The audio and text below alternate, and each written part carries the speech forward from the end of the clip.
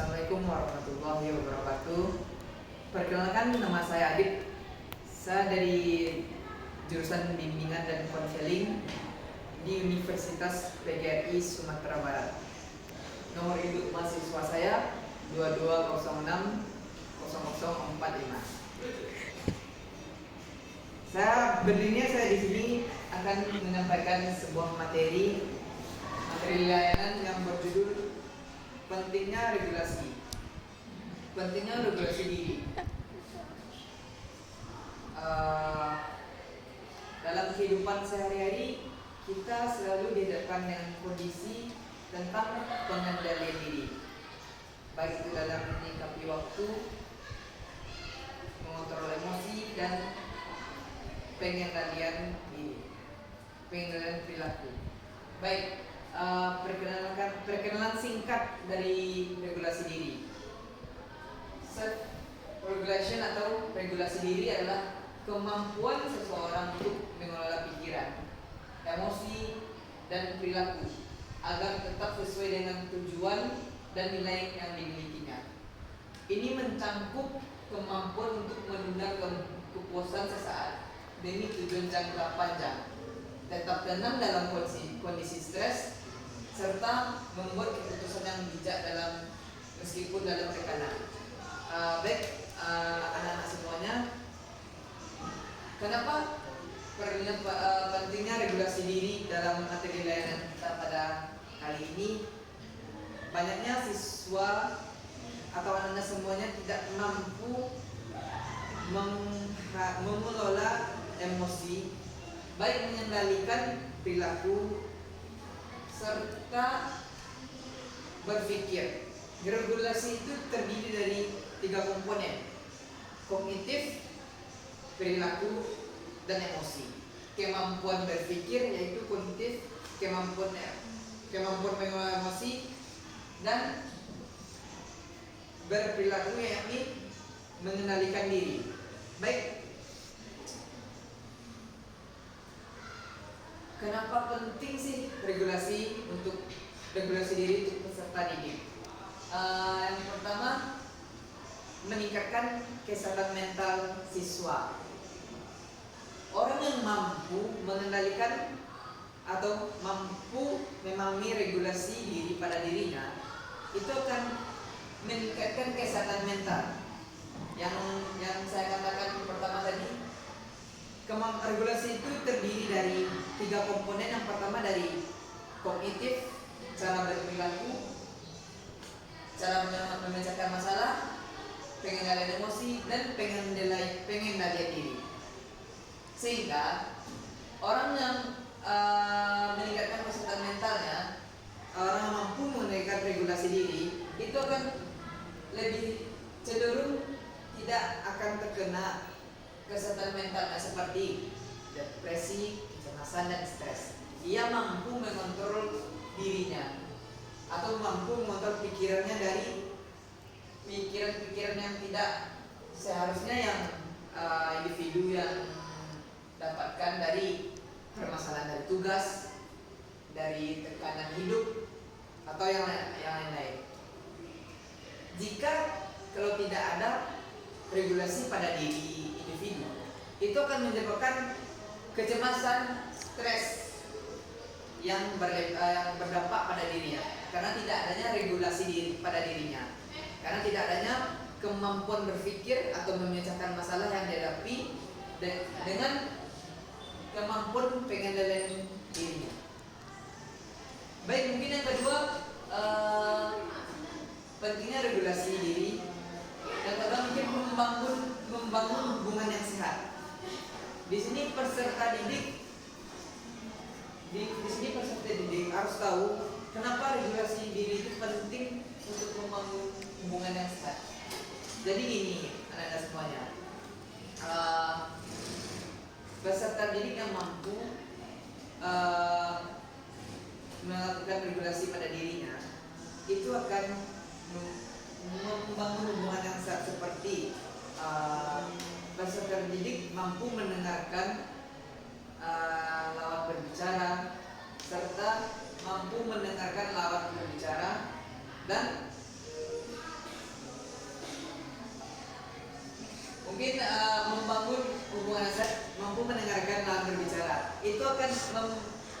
terbangunnya hubungan yang sehat yang dimana peserta didik tersebut tidak adanya lawan atau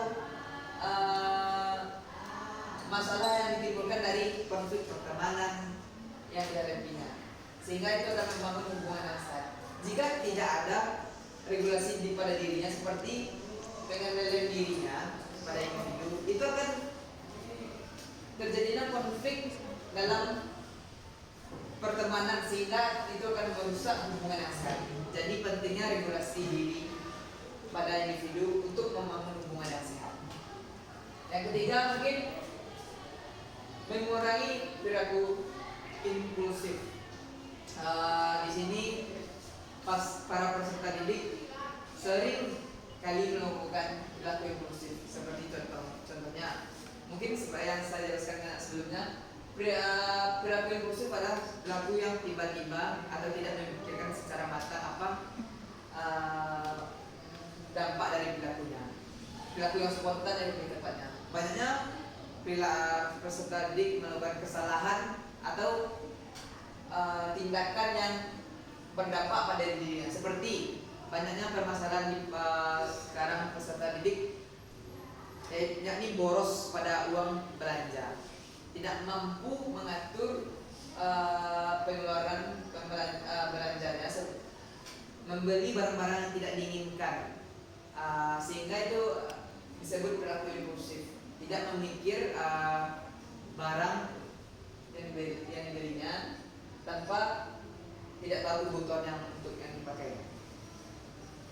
Jika tidak adanya regulasi diri pada dirinya.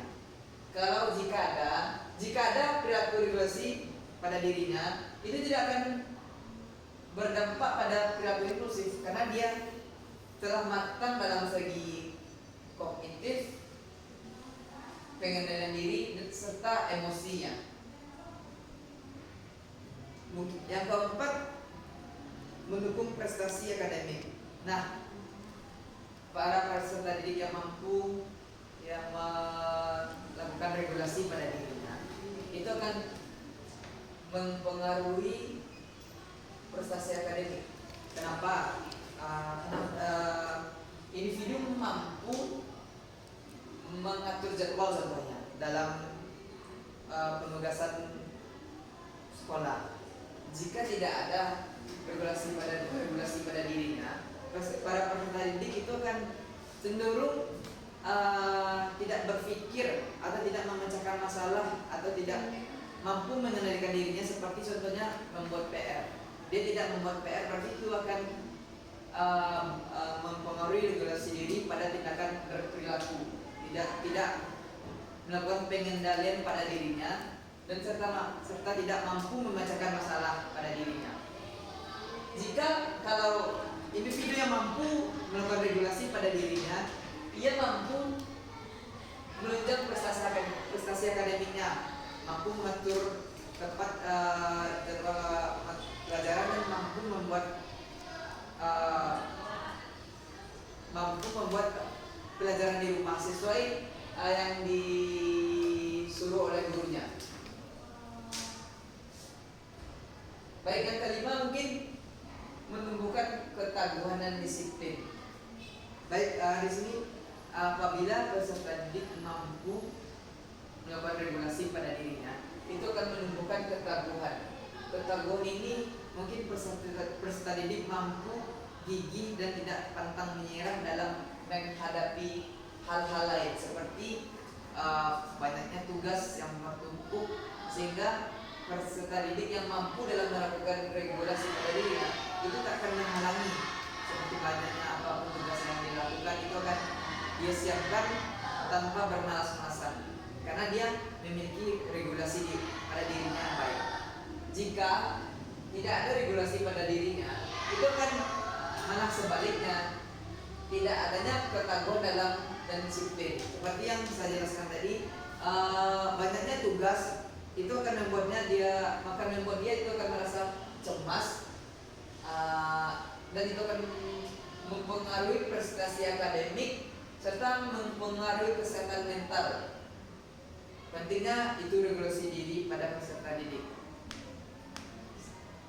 Jadi segitu pentingnya regulasi diri pada peserta didik.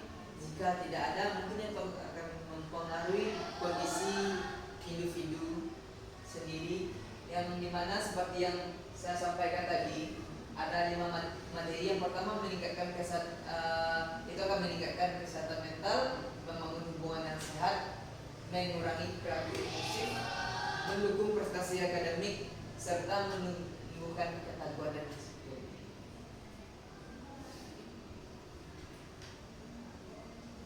Nah, mungkin di sini dampak tidak ada regulasi diri pada peserta didik. Yang pertama mungkin gangguan psikologis. Orang yang tidak memiliki regulasi pada dirinya itu akan menyebabkan gangguan psikologis. Seperti apa? Seperti kecemasan, depresi, dan lain-lain.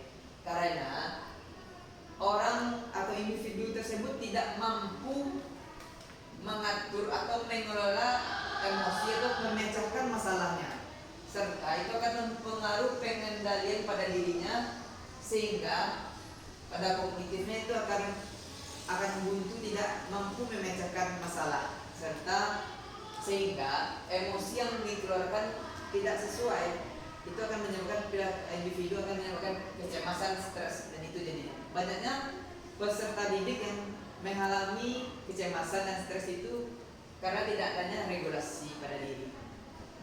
Jika ada individu yang mengatasi yang ada regulasi pada dirinya, dia tidak akan memiliki gangguan pada psikologis. Yang kedua mungkin perilaku yang menyimpang. Jadi banyaknya peserta orang yang tidak mampu atau dampak tidak ada regulasi pada dirinya itu akan menyebabkan perilaku yang menyimpang. Contohnya gini, contohnya orang yang melakukan bullying. Kenapa orang itu sampai melakukan bullying? Karena individu tersebut tidak mampu berpikir secara logis, dalam kognitifnya tidak mampu berpikir secara rasional, sehingga menyebabkan pengendalian dirinya tidak sesuai yang seharusnya, sehingga itu akan menyebabkan perilaku yang menyimpang. Banyak nih yang tidak ada regulasi pada dirinya, itu akan menyebabkan perilaku yang menyimpang. Seperti, mohon maaf sebelumnya, seperti orang-orang yang di penjara lebih tepatnya, itu tidak adanya kemampuan regulasi pada dirinya. Kenapa orang di penjara itu tidak ada regulasi pada dirinya? Karena tidak adanya perilaku atau pengendalian diri pada dirinya, serta kemampuan memecahkan masalah. Karena itu orang sepertinya, kenapa orang di penjara itu banyak kasus seperti pencurian? Karena regulasi pada dirinya tidak ada pada dirinya. Seperti kenapa? Dikarenakan dia tidak mampu mengendalikan dirinya, sehingga dia melakukan perilaku impulsif yang saya katakan sebelumnya, melakukan perilaku impulsif, sehingga itu menyebabkan kerugian pada dirinya. Yang ketiga, dampaknya konflik dan kesulitan dalam mencapai tujuan. Dampak tidak ada regulasi pada diri. Yang terakhir mungkin terjadinya konflik. Kenapa terjadinya konflik? Dikarenakan tidak adanya kemampuan peserta didik atau individu dalam memahami atau berpikir logis atau berpikir rasional atau memecahkan masalah apa yang terjadi pada dirinya, sehingga banyak sekali peserta didik yang melakukan tindakan yang spontan tiba-tiba atau yang kita sebut tadi perilaku impulsif, sehingga itu akan menimbulkan konflik antara individu atau peserta didik yang satu dengan peserta didik yang dua, sehingga akan menjadikan cekcok. Ada mereka berdua yang tidak mampu mengatasi masalah yang sesuai dengan kognitifnya, kemampuan memecahkan masalah.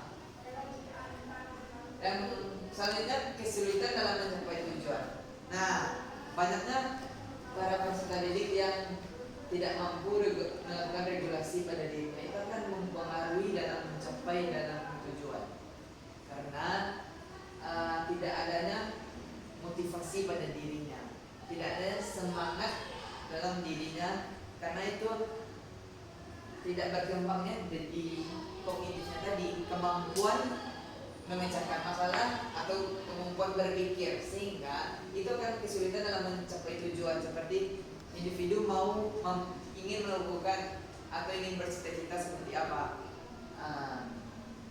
Jika tidak ada regulasi atau kemampuan berpikirnya individu, itu akan sulit mencapai dalam tujuan. Mungkin itu dampak dari tidak ada regulasi pada diri.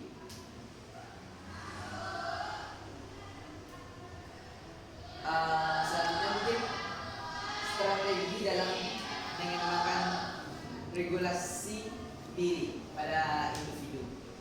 Yang pertama mungkin meningkatkan kesadaran diri. Yang dimaksud meningkatkan kesadaran diri, individu harus mampu mengelola emosi, harus mampu mengetahui emosi dan kenali reaksi dari dirinya.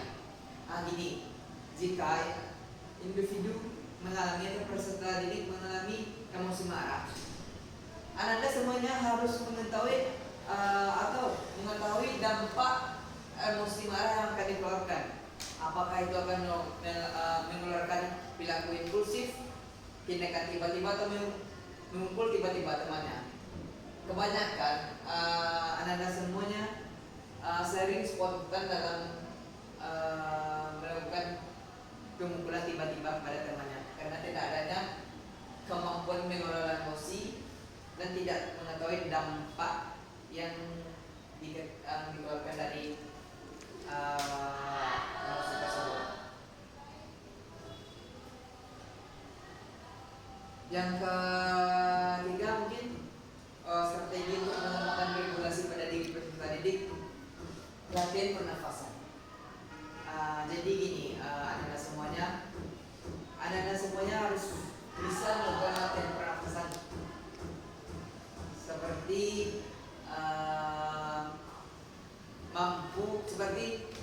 jika Anda dalam keadaan marah, atau contohnya marah saja ya, keadaan marah, Anda harus mampu merendahkan amarahnya. Seperti apa? Melakukan latihan pernafasan. Baik, coba ikuti Bapak. Tarik nafas 1 kali, tahan, lalu hembuskan secara perlahan. Itu dilakukan secara 3 kali dengan mengeluarkan nafas dengan perlahan. Itu akan menyebabkan lebih rileks Anda semuanya kalau melakukan latihan pernafasan. Yang keempat mungkin evaluasi diri. Pentingnya regulasi, strategi dalam mengembangkan regulasi diri. Mungkin yang keempat, evaluasi diri. Kenapa ada evaluasi diri? Karena melakukan evaluasi diri itu kita akan mengetahui kelemahan dan kekuatan yang kita miliki. Nah, individu harus melakukan evaluasi diri pada lebih bagusnya tiap hari, karena itu akan mengetahui kelemahan atau kekuatan pada dirinya. Contohnya dalam sehari individu harus melakukan evaluasi dan mengetahui kekurangan pada hari ini dan melakukan perubahan untuk hari esok, sehingga itu tidak akan terjadi terulang kesalahan yang sama. Yang kelima dan terakhir, berikan jeda sebelum merespon sesuatu. Di sini berikan jeda sebelum merespon sesuatu. Individu atau peserta didik yang mampu melakukan jeda sebelum merespon sesuatu, seperti contohnya mendengarkan orang berbicara. Jangan memotong pembicaraan orang yang belum selesai, karena itu akan mengakibatkan kesalahan berkomunikasi, sehingga terjadinya komunikasi yang tidak efektif, sehingga itu akan dapat tidak mampu memberikan informasi yang valid atau informasi yang kurang dalam penyampaian lawan berbicara. Maka bagusnya lebih baik didengarkan terlebih dahulu baru merespon.